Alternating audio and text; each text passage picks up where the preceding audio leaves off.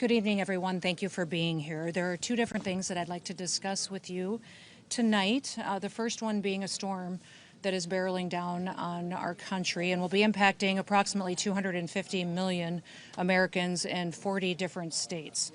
We've been working together here at the FEMA headquarters and have opened our National Response Coordination Center and are working with local and state authorities to make sure that we're getting individuals and communities pre-deployed resources that they may need and also preparing them for the upcoming days, which will significantly impact them and their citizens.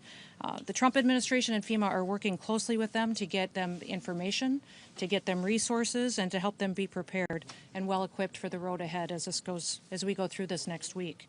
But before I take any questions and give more details on the storm and its impact, I do want to address the tragic situation that we saw in Minneapolis today that unfolded on the streets. It occurred with DHS law enforcement as they carried out their lawful duties to keep Americans safe in the threat of criminal illegal aliens in this country. At 9:05 a.m. Central Time, the Department of Homeland Security law enforcement officials and officers were conducting targeted operations in Minneapolis against an illegal alien whose criminal history included domestic assault with intentionally inflicting bodily harm, disorderly conduct, and driving without a valid license. An individual approached U.S. Border Patrol officers with a 9mm semi-automatic handgun.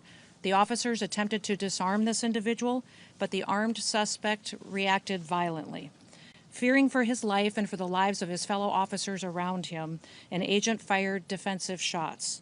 Medics were on the scene immediately and attempted to deliver medical aid to the subject, but he was pronounced dead at the scene. The suspect also had 2 magazines with ammunition in them that held dozens of rounds. He also had no ID. This looks like a situation where an individual arrived at the scene to inflict maximum damage on individuals and to kill law enforcement. About hundreds of protesters then showed up at the scene. They began to obstruct and to assault law enforcement officers. We saw objects being thrown at them, including ice and other objects, and a rampant assault began, and even an HSI officer agent's finger was bitten off. Crowd control measures were deployed to bring safety to the public and to law enforcement at the scene.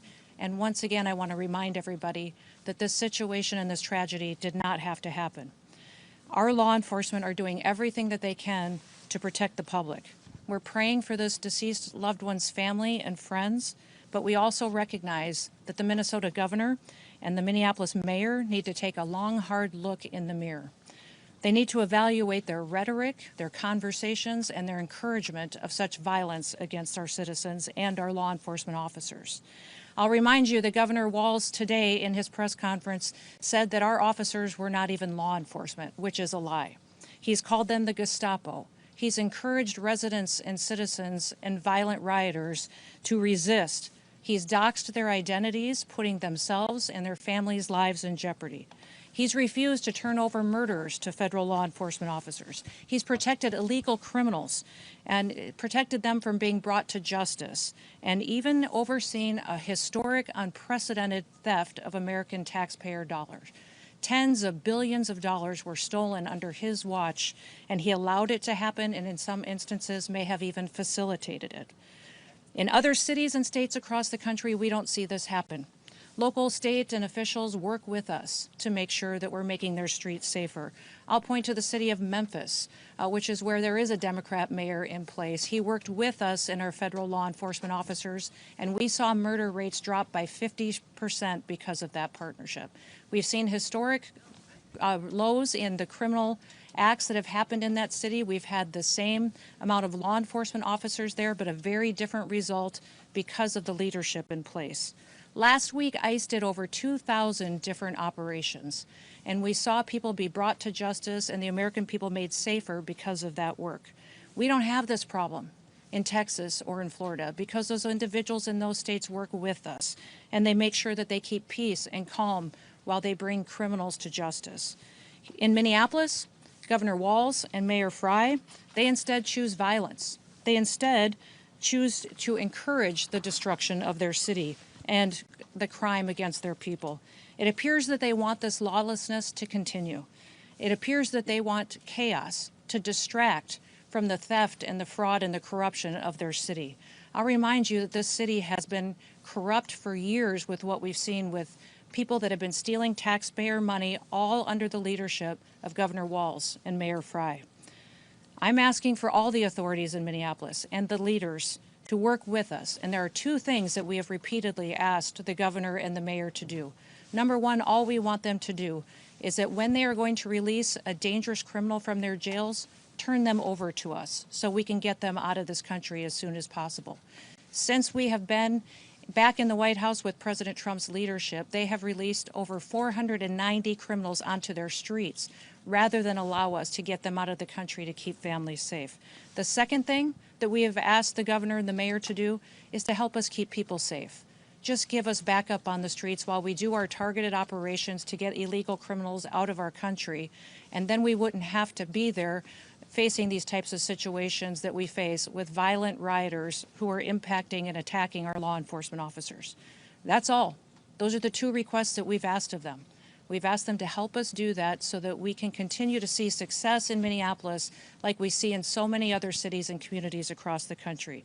But they have refused because they want us talking about attacking law enforcement officers instead of the fraud and the theft that they facilitated in Minnesota. One thing I'd like to do before I take your questions on that situation on the storm is give you a few facts about the storm and what we're facing here in the coming days. This storm is going to produce heavy snow. It's going to produce dangerous freezing rain and ice and life-threatening wind chills that will be sustained for days. Power outages, road closures, and other impacts have already started to impact the Midwest, the South, and the East Coast.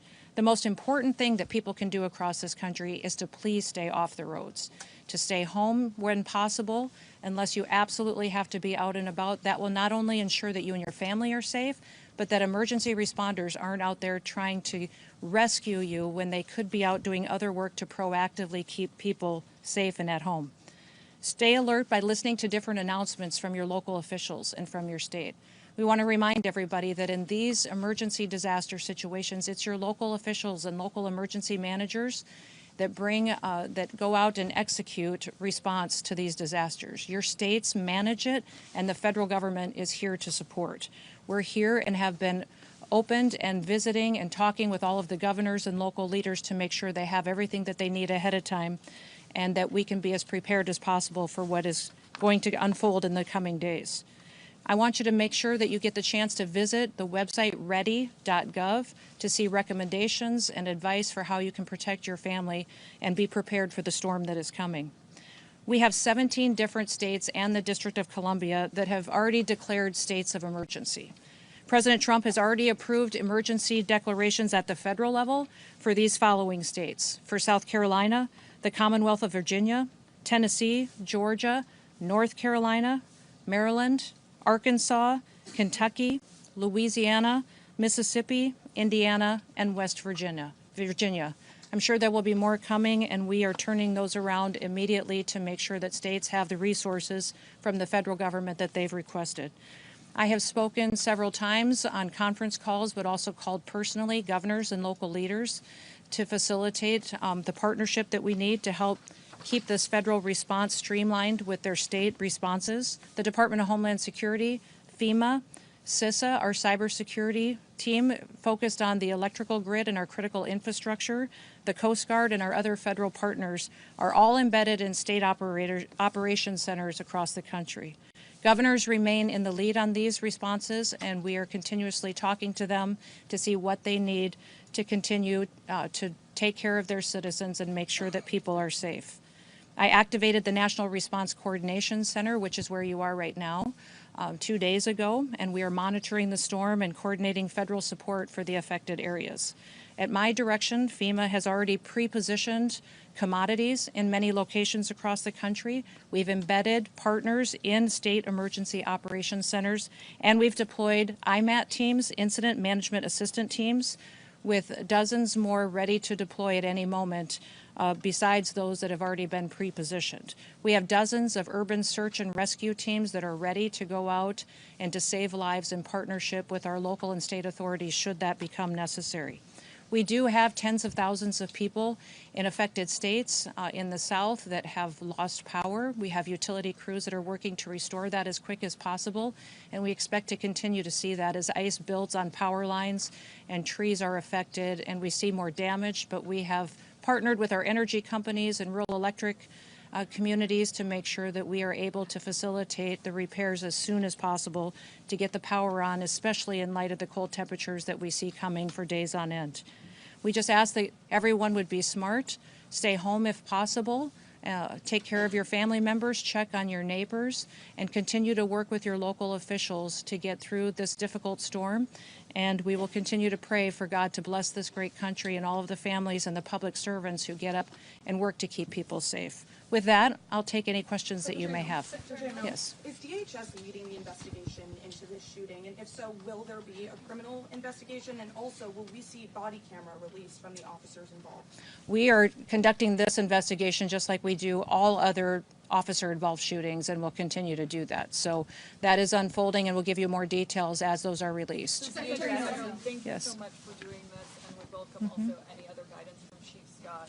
Did the 37-year-old who had a license to carry, did he brandish a gun? And at what point did law enforcement retrieve the gun and also the magazines from him? Can you offer clarity on this individual showed up to impede a law enforcement operation and assaulted our officers. They responded according to their training and took action to defend the officer's life and those of the public around him. And I don't know of any peaceful protester that shows up with a gun and ammunition rather than a sign. This is a violent riot when you have someone showing up with weapons and are using them to assault law enforcement officers. Because video appears to show he's disarmed before shots are fired. So I just want clarity on that. And beyond that, I just want to follow up and ask who within the federal government is leading the criminal investigation, understanding that CBP OPR has opened up an internal investigation. And beyond that, why did federal agents tell Minneapolis Police Department to leave the scene? We're continuing to follow the exact same protocols that we always have. And so this investigation is ongoing. We're continuing to gather the facts as they unfold throughout that. And we'll do it just like we did under the entire Trump administration and previous administrations. Nothing has changed, and we'll continue to release details as we have them. But I want you to not distract away from the facts of this situation. Our law enforcement officers were there doing a targeted operation against an individual who was in this country illegally and had a criminal conviction for domestic assault with intent to do bodily harm and other convictions as well. This individual went and impeded their law enforcement operations, attacked those officers, had a weapon on him and multiple dozens of rounds of ammunition, wishing to inflict harm on these officers, coming brandishing like that and impeding their work that they were doing. We'll continue to allow. That is a different incident that happened at the same situation after the tragedy unfolded. But yes, that's the kind of assaults and violence that our law enforcement officers are facing out in the streets and that the local leaders are encouraging. Remember what Mayor Frey has said, that he wanted ICE out of the city. We have been working and had a presence in that city for years. We are there to enforce the law and to make sure that the public is safe. Just since we have been there, we have arrested thousands of individuals that have criminal convictions and are in this country illegally and gotten them off the streets of Minneapolis. The two things that we've asked the mayor and the governor for is that they would partner with us, and before they let somebody dangerous out of their jails, that they would let us know so we can deport them out of our country. I do not know why they continue to choose the side of lawbreakers, criminals, murderers, and rapists over the citizens of Minneapolis. And this situation that we have today is a tragedy that we don't have to have.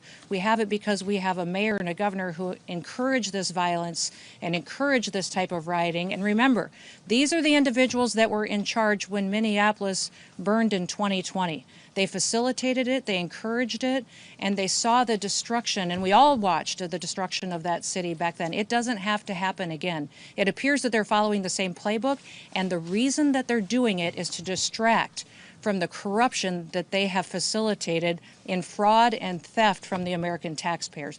Tens of billions of dollars they have been funneled into criminal pockets and stolen from vulnerable people that needed these programs to take care of their children, to go out and provide services to individuals that were developmentally disabled, people that needed programs that the federal government has to take care of those that are less fortunate and need it. And instead, Governor Walz and Mayor Frey allowed that kind of theft to continue, and now they want to perpetuate violence against our law enforcement officers to cover it up. Secretary, yes. You just made claims that the individual posed a threat to law enforcement. That is no claim. It is the facts. The facts of this situation. This individual showed up to a law enforcement operation with a weapon and dozens of rounds of ammunition. He wasn't there to peacefully protest. He was there to perpetuate violence, and he was asked to show up and to continue to resist by a governor who's irresponsible and has a long history of corruption and lying. And we won't stand for it anymore. These law enforcement officers take an oath. They get up every single day and they go out to protect the public. Many of these individuals live in their communities, and this mayor and this governor have doxed them.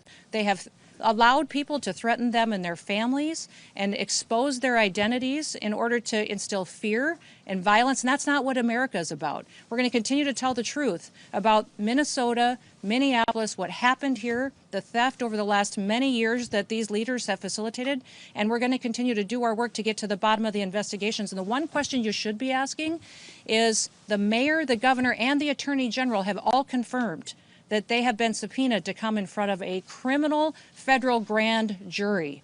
So they are covering up and are being in a part of a system where they are going to be brought to justice for anything that they had to do with this investigation. They have confirmed they've been subpoenaed, and they will be in front of a grand jury to get that criminal investigation unfolding and to disclose the kind of fraud that they have allowed to happen. Secretary, yes. The White House has labeled the man who was killed in Minnesota as a domestic terrorist. Is that something you agree with? And have you seen any evidence to when you perpetuate violence against a government because of ideological reasons and for reasons to resist and perpetuate violence, that is the definition of domestic terrorism. This individual who came with weapons and ammunition to stop a law enforcement operation of federal law enforcement officers committed an act of domestic terrorism. That's the facts. Where's the evidence of his ideology? Yes. Drew Evans, Superintendent of Minnesota Bureau of Criminal Apprehension, had said during our news conference today that when federal agents blocked his agency from the shooting scene, when they went, got a judicial warrant, they returned, they were still blocked. Why were they We have blocked? asked these state officials to help partner with us on law enforcement operations for months. Ever since President Trump came into the White House, we've asked them for their partnership to stand alongside of us so we could do targeted operations against criminal illegal aliens and to help us make their streets safer. They have refused over and over and over again, and they have perpetuated a narrative that is absolutely false. And our federal law enforcement officers will continue to do their work, and they'll do that to make America safe again. Secretary, Yes. Thank you. Sorry, this is the second DHS law enforcement operation shooting that's happened this year. There was another incident in Portland. 5 people have also died in immigration detention so far this year. Why is immigration enforcement becoming so deadly under your tenure? Immigration enforcement is exactly what the American people asked for. When we had a Democrat administration in the White House that facilitated an invasion of millions of people over our southern border and let people come into this country that were completely unvetted. We know for a fact that we had hundreds, if not thousands, of terrorists, suspected terrorists, criminal organizations and gangs that came in and have been committing criminal activities against American citizens for years now, that the American people said enough is enough. We want them out of our country. We want them brought to justice. And they trusted President Trump to go out there and to make America safe again. It is absolutely false to say that there's more incidents with our law enforcement than there was in history before. In fact, our accuracy and our operations are being conducted in a manner that is historic for accuracy and taking care of people and doing so safely. So the narrative with the press that they've perpetuated that we have more individuals that have been jeopardized or that our detention centers aren't at the highest standards is absolutely false. Our detention standards and the people that are being taken care of there are at the highest level they've ever been. They exceed state and local standards, and we'll continue to do that and make sure that people have the facts around how people are treated when they're brought into detention, and then we take them home. Secretary, Yes. Storm, a question about witnesses being taken to the Whipple Federal Building in Minneapolis. Could you explain why the witnesses to the shooting this morning have been taken to that building? The witnesses to are you talking about the ones that have been detained that are illegal aliens? No, the witnesses, I think, to the event in Minneapolis. I won't speak to the investigation and the details, and those will continue to unfold, but I do know that we're continuing to follow the same protocols that we always have. Secretary Noem. Was there a question back here on the storm? Does anyone have a question on the storm? We are at FEMA headquarters. Secretary Noem, Yes. if these are targeted arrests, why are these immigration agents going after civilian protests out of their way? And second, This individual impeded the law enforcement officers and attacked them. State the facts as they unfolded on the street today. We were doing a targeted operation against an illegal criminal, and this individual came with a weapon and dozens of rounds of ammunition and attacked them. And these agents took action to defend their lives and to defend the lives of the people around them and acted according to their training. And we will continue to let this process go forward and not allow people like Governor Walz and Mayor Frey to lie about what actually unfolded on that street. Now they have deemed this situation an unlawful assembly, and these leaders aren't even cleaning up the situation that they have as far as the violent riots that we see unfolding in Minneapolis right now. They need to be strong, take action, protect their citizens, and partner with us to go after these criminals that perpetuate violence and to keep our law enforcement officers safe. Let's all be grateful for people who take an oath every day and they go out to enforce the laws. That is their job, is to enforce the laws and to make sure that there is consequences for breaking the law in this country and that it applies equally to everybody. That is what they do. They do it every day. They do thousands of operations every single week, and they do it with excellence. Don't let political corrupt leaders who are just trying to cover up their theft of American taxpayer dollars try to distract you from the facts of the situation. One more question, right here. Governor Tim Walz said he told Susie Wiles that Minnesota would take the lead on this investigation. Are you working with local law enforcement on the investigation? This is the same protocol we'll always follow. Who would trust Governor Walz at this point? The man has stood up and encouraged resistance. He has refused to partner with us. He's sacrificed his citizens' safety and their well-being by choosing the side of people who break the law and who steal money and who perpetuate violence. He has chosen all of that and backed an administration previously that allowed an invasion of our country. We need to partner with people who truly understand that the law is the law, and in the United States, we will keep people safe. Thank you. Last question. Does this move the president closer to invoking the Insurrection Act? The president will use every tool that he needs to follow through on his promises to the American people. I'm proud to work for a president that wants to keep people safe, and he recognizes that political individuals like Governor Walz and Mayor Frey need to be met head-on with recognizing that we're not going to allow them to distract us from what they facilitated for corruption in their state. We're going to treat Minneapolis exactly the way that we have treated every other city across this country as far as helping to make those streets safe. Remember, we have other cities with Democrat mayors, Republican mayors that we worked well with together. We've driven down the crime rates. We've driven down the murder rates. We have continued to keep people safe, and we have stopped hundreds of millions of lethal doses of drugs from killing our children, and have continued to do operations to make sure that we're protecting them, our kids and our grandkids, from the criminal networks that Joe Biden let in and leaders like Governor Walz allowed to be successful and to thrive on the streets of Minneapolis. It's going to stop. All of the control in this situation is in Governor Walz's hands.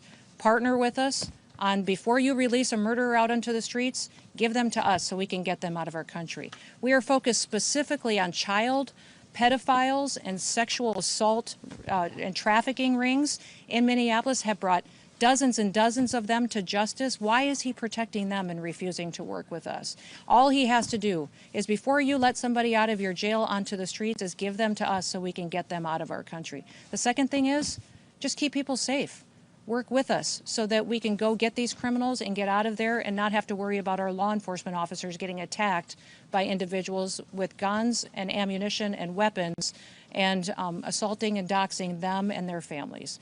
We'll continue to do all that we can. We also want to continue to make sure that everybody recognizes this storm is significant. It's the largest storm that we've seen impact the most states and this big of a population in possibly decades. So we want everybody to recognize the seriousness of it. Please stay home with your family. We will continue to give you announcements. We'll continue to work with your governors to get the resources that you need. Go to our website, ready.gov, and get a list of recommendations from us, but continue to pay attention to your local officials, and we'll continue to have conversations with every one of your emergency management directors and your governors to make sure that they're supported throughout this process. Again, it's going to be very, very cold, so we'd encourage everybody to stock up on fuel, stock up on food, and we will get through this together. With that, thank you, and we'll talk again soon. Thank you.